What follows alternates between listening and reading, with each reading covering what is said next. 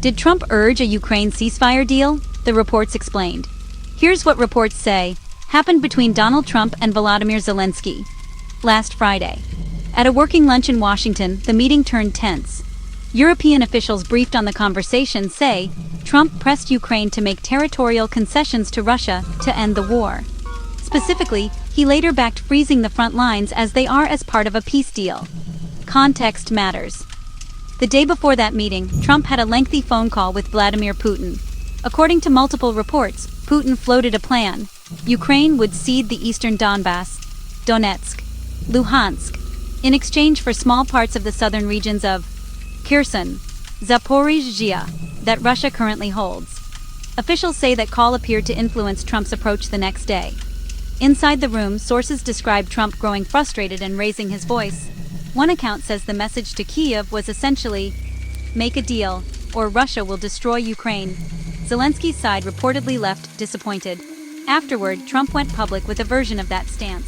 He called for both sides to stop where they are, essentially cutting up current lines of control and negotiating later. That would lock in Russian occupation of territory it holds today. There's more.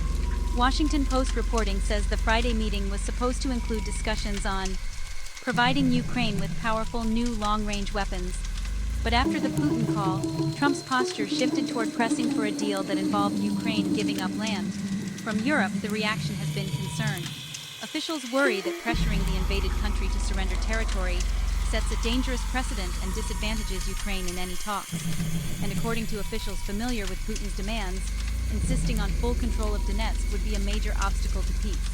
The bottom line, reports indicate Trump urged Zelenskyy to accept a freeze along current lines and consider territorial concessions centered on Donbass after a phone call with Putin.